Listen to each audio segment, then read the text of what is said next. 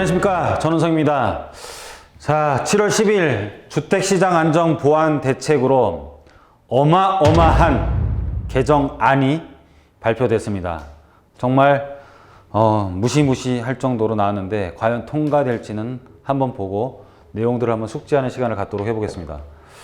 자, 크게 골자를 보면 다주택자 및 법인 취득, 보유, 양도, 그러니까는 취득하면서 그리고 보유하면서 파는 데까지 모든 세율을 강화하겠다. 그리고 실수요자는 금융 및 공급을 확대하겠다. 금융에 대한 조건도 완화를 해주고 청약할 수 있는 기회도 많이 주고 그리고 공급도 확대하겠다.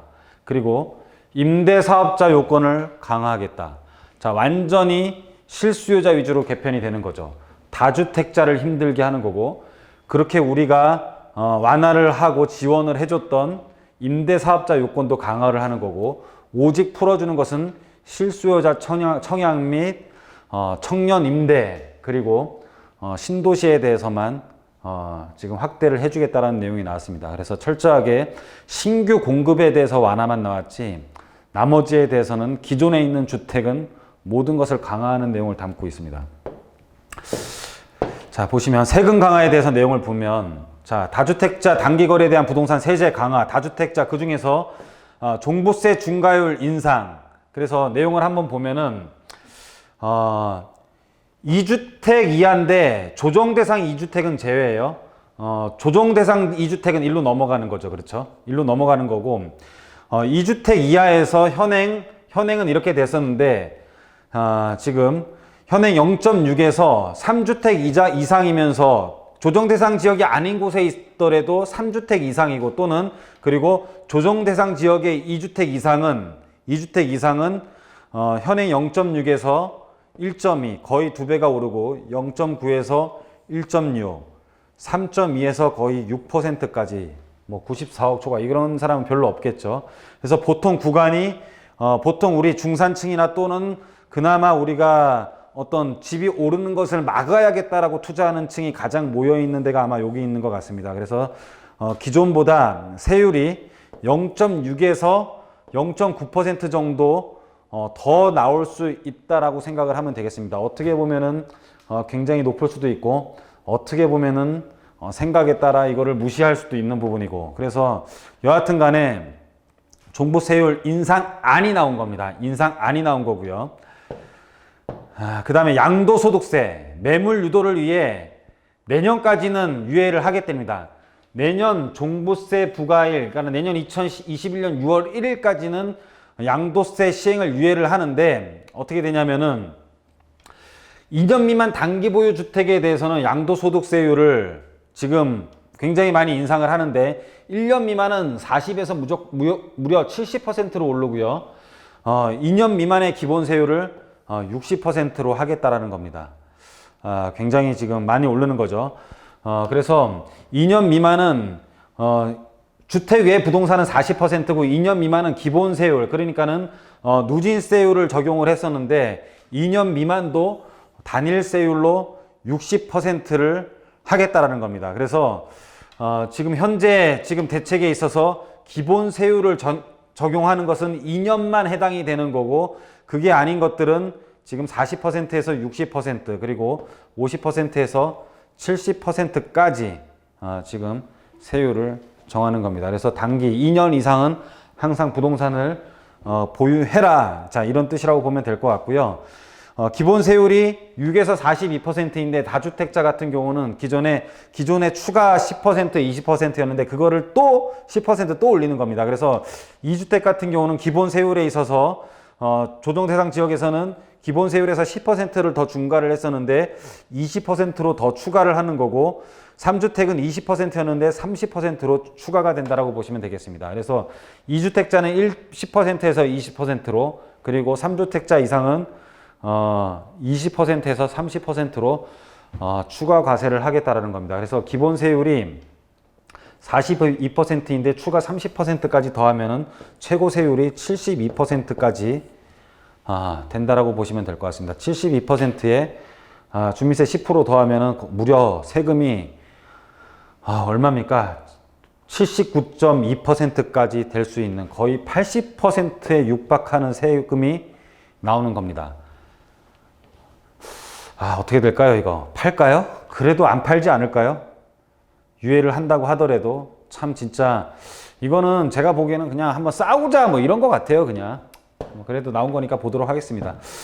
자, 취득세. 아, 정말 이것도 지금 무시무시하게 오르는 건데 1, 2, 3주택에 대해서는 그래도 양호한 주택세율을 적용을 했죠. 1%에서 3%. 그리고 이제 3주택자가 4주택을 취득을 하게 되면은 4%의 세율이 과세가 되는데, 아, 2주택부터 이렇게 한다라는 것이, 아, 정말 굉장히 지금, 무서운 정책이 아닌가 싶습니다. 4%부터는 정말 우리가, 또는 투기 또는 뭐 임대사업자에 대한 전문 임대사업자 이렇게 볼 수 있지만은, 그게 아니라 2주택부터 8%, 아예 2주택도 안 된다?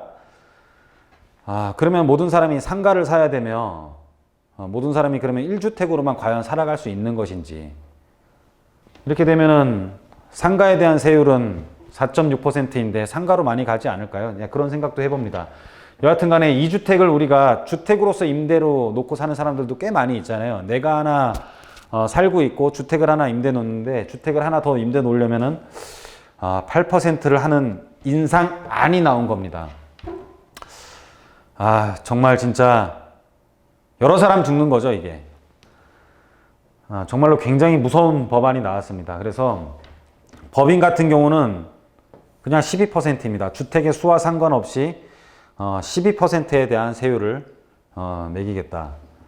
법인 전환 취득 시 감면을 제한한다. 개인에서 법인으로 전환을 통한 세부담 회피를 방지하기 위해 부동산 매매 임대업 법인은 현물 출자에 따른 취득세 감면 혜택 75%를 배제한다. 이런 내용입니다. 자, 취득세율 인상안도 굉장히 무시무시하게 나왔고요. 재산세. 재산세를 이제 신탁사로 못한다라는 그 뜻이죠. 재산세나 우리가 종부세를 피하기 위해서 부동산 신탁을 했었는데 그런 것들 다 인정 안 해주겠다라는 뜻입니다. 넘어가겠고요. 자, 실수요자는 지원을 합니다. 자, 내 집 마련을 위한 청약제도 개선. 국민주택의 20%를 생애 최초로 주택을 마련하는 경우에 한해 특별 공급을 했었는데 지금은 특별 공급을 확대하겠다라는 겁니다. 그래서 확대를 어떻게 하냐면은 전체 80% 국민주택의 80%를 15%, 10%, 5%, 30% 생애 최초를 20% 했는데 여기에 대해서 5% 증가를 한 다음에 생애 최초를 조금 더 늘리겠다. 내용은 되게 많이 내용을 늘리는 게 아니고 종전에 43%에서 58%로 해가지고 그 중에 지금 15%를 더 늘리겠다. 그러니까 생애 최초 주택에 대한 부분들을 현재 국민주택의 20%를 생애 최초로 마련하는 경우에 한해 특별 공급 중에 25%로 늘린다는 겁니다. 그러니까 특별 공급 중에. 그래서 특별 공급을 80%에서 85%로 늘리는 거고 민영주택에 있어서 종전에 공공택지에서 43% 됐던 것을 58%로 늘린 다음에 특별 공급 중에서 20% 하던 것을 조금씩 늘린다라는 뜻입니다. 그래서 이거는 크게 많이 늘어나는 것처럼 안 보이고요. 진짜로 늘리는 것은 신도시 개발하는 거겠죠. 이런 것들은 사실 그게 문제가 아니고 또 소득 기준을 소득 요건을 100%에서 120% 그러니까 조금 더 벌어도 민영주택 신혼부부 특별 공급 소득 요건에 들어가게 하겠다라는 뜻입니다. 그래서 이런 것들은 여러분들이 처음 이제 주택을 얻으려고 하는 분들은 구입을 하려는 분들은 참고를 하시고요. 청년 전월세 월세도 자금도 지원한답니다. 이게 참 나는 좀 웃겨 보이는데 전월세는 임차 금액이잖아요. 전월세 임차 금액은 지원한대요. 임대사업자는 규제하고. 그럼 어떻게 됩니까? 임대사업자 안 늘어나겠죠? 그럼 기존의 혜택 본 임대사업자들은 지원은 늘어나고 임대사업자는 지금 못 늘어나게 만드는 법에서 어떻게 되겠습니까? 기존의 임대사업자들만 어마어마한 혜택을 보겠죠. 자, 실수요자를 위한 주택을 수도권 공공택지 입주자 모집 계획에 점점 많이 공급하겠다. 그래서 특히 3기 신도시 5곳을 포함해가지고 주택 30만 원 공급을 계획을 수립하고 2024년부터 입주할 수 있게 빨리 추진하겠다 그 뜻이고요.